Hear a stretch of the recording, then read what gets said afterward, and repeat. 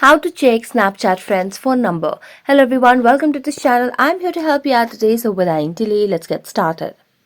Now first of all, launch the Snapchat application on your device and make sure you are logged into your account. Now tap on the chat section at the bottom of the screen, and what you can simply do is tap on any of the profiles. Now tap on their profile yet again.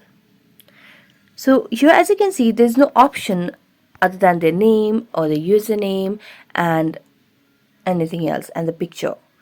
So to get the phone number from Snapchat is practically not possible because this feature is not available for Snapchat.